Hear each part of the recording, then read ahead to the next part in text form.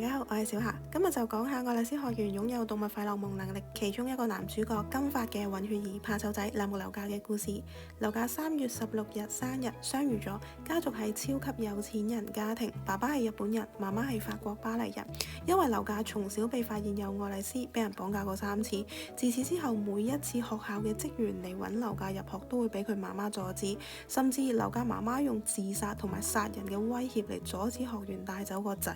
而且佢爸爸媽媽仲會安排保鏢保護樓價，防止個仔俾人綁架。雖然屋企人好好保護自己，但樓價慢慢開始長大，都會有自己嘅思想，都會感覺到屋企嘅壓力同埋冇乜自由。直到阿祖一家人搬到樓價住嗰條村，阿祖轉學入到樓價嘅班級，俾同班嘅女同學直接將自己係愛麗絲呢件事同新同學阿祖講。樓價當時有啲不知所措，覺得阿祖用可怕嘅眼神睇佢嘅樓價，直接離開咗課室，然之後又差少少俾人綁架，被阿祖嘅火焰救咗。得知阿祖都係愛麗絲嘅樓價，心入面好開心，終於有人同我一樣都係愛麗絲啦。然之後知道阿祖全家都係愛麗絲，自由奔放嘅性格同行為完全同自己相反，更加令樓價想同阿祖做朋友。小朋友嘅友誼係最純真嘅，樓價好快就同阿祖同阿葵做咗好朋友，3個人一齊喺村莊生活咗一段快樂嘅時光。但係學校根本都冇諗過放過佢哋。樓價帶阿祖阿葵去咗森林嗰度避開啲大人，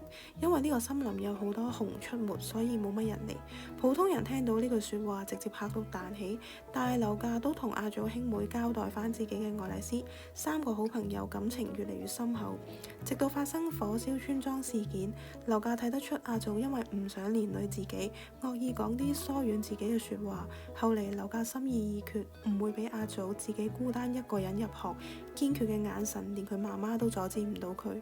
8歲入學嘅樓價一直係阿祖嘅死黨，表面冷酷自閉，實質上就係單純可愛、心地善良。動物痴嘅樓價一遇到動物就會變成甜蜜花痴樣，接近動物嘅時候會旁若無人咁樣同佢哋玩。小瑩亦都因為咁樣成日整蠱樓價。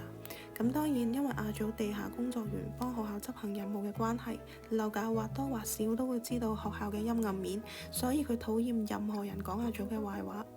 2年後左右，麥金入學。樓價第一次同麥金相遇就係為咗帶走阿祖同隻大雀一齊打爆咗個窗，見到麥金。初期嘅樓價唔係好中意麥金，而自己真實嘅溫柔性格最後亦都俾麥金知道。後來麥金救翻俾鈴繩綁架嘅阿祖之後，樓價衷心咁樣感謝麥金，然後喺學園生活中點點滴滴嘅累積，樓價慢慢中意咗呢個開朗又努力嘅女仔。但係樓價心入面都清楚，自己嘅好兄弟阿祖都應該係中意麥金。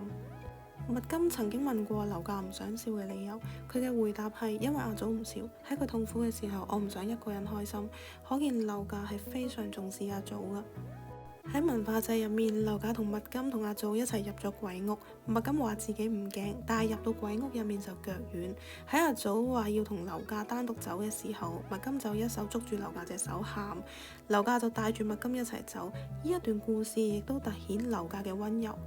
喺2Z篇入面，樓價喺河邊同麥金講話，想同麥金交換愛麗絲石。當時嘅麥金根本完全唔知道交換愛麗絲石嘅意思，就應承咗樓價。聽到呢啲説話嘅樓價其實好開心㗎，但係樓價諗起阿祖，溫柔嘅樓價仲會諗到阿祖嘅心情。佢知道阿祖都係中意麥金，所以樓價離開咗河邊，製造咗一個阿祖同麥金獨處嘅時間。呢段故事亦都開始描寫到樓價複雜嘅心情。後嚟就係因為麥金知道咗交換愛麗絲石嘅意思，所以樓價、阿祖同麥金3個人俾神野老師編埋一齊大掃除嘅時候，就睇得出麥金有啲尷尬。最後樓價同阿祖互相取笑對方，打破尷尬嘅場面。樓價仲俾阿祖話：你揀女人嘅品味真係好差。樓價直接話返阿祖：其實你都係一樣㗎咋。聖誕節嘅時候，樓價鼓起勇氣錫咗麥金塊面，話俾麥金聽要保密。當時嘅麥金都有啲不知所措。花紀念篇嘅時候，樓價終於都向麥金同小瑩交代翻自己同埋阿祖、阿葵兩兄妹嘅過去。麥金堅決嘅眼神同埋犧牲自己都唔會俾任何人傷害朋友嘅決心，更加令樓價愛呢個女仔。喺成功救翻阿葵之後，樓價都見翻好耐冇見嘅媽媽，自己仲想抌晒啲星星，咁就可以同麥金一樣啦。劉家再同阿祖喺樹上面傾偈，阿祖首先向劉家暗示自己係中意麥金啊，會保護麥金，唔會俾任何人阻住麥金嘅路。而劉家都不甘示弱，向阿祖表明我都要保護麥金，因為我都中意麥金。即使中意咗同一個女仔，但係兩個好兄弟之間嘅深厚友情，從來都冇動搖過。體育祭嘅時候，劉家當時覺得最幸福嘅事就係喺麥金面前贏咗比賽，之後幫小瑩一齊調查陷害麥金嘅小船員。後來麥金嘅盜取能力覺醒咗，俾初等部校長點名追捕。喺幫助麥金同埋阿祖逃避風紀隊嘅追捕嘅時候，劉家被野田老師帶咗去高等部校長室，劉家亦都一齊去咗過去嘅時空。睇到麥金嘅父母同埋阿祖父母嘅過去，明白到原來麥金同阿祖喺出世之前已經有深深嘅命運紅線聯繫住，自己亦都決定退出，永遠用真心支持住自己最中意嘅麥金同阿祖。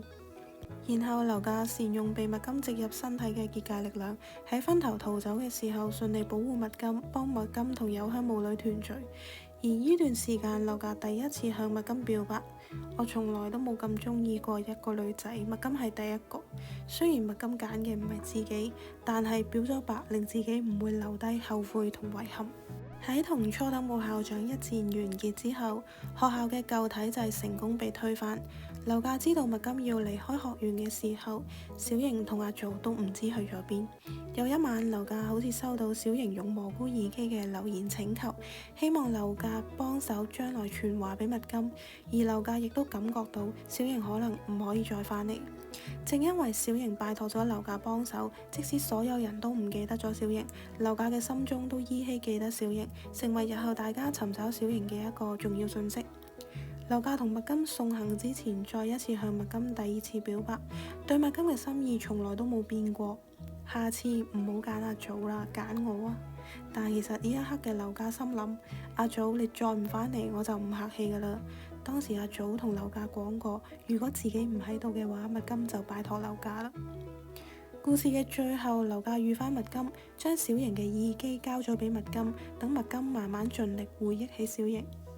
溫柔善良又怕醜嘅劉家，因為麥金嘅到來，體驗咗人生最刻骨銘心嘅單戀，見證住學校不知所謂嘅舊體制被推翻，自己嘅好兄弟阿祖得到解放，面對住同好朋友中意同一個女仔嘅複雜心情，再選擇放手，衷心祝福兩位對自己最重要嘅人，少少唔甘心，再對麥金作最後嘅表白，然之後知道小瑩嘅犧牲精神等等經歷，依一切都令劉家呢個溫柔嘅怕醜仔上咗人生同成長最重要嘅一課。以前真係好流行討論你中意阿祖定劉家，但其實兩個男主角根本都完全唔同。根據故事嘅發展，一定係揀阿祖噶啦。我細個好膚淺嘅就邊睇得咁深入。阿祖好靚仔呢句說話，我差唔多每日講10幾20次。雖然我兩個男主角都中意，但係如果我用另一個角度去睇，我自己有女嘅話呢，我會希望個女揀劉家做另一半。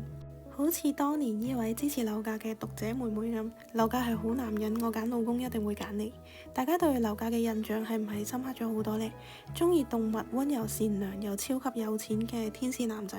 現實世界都應該好受歡迎。有興趣嘅就去睇返愛麗絲學院嘅原著漫畫啦。多謝收睇。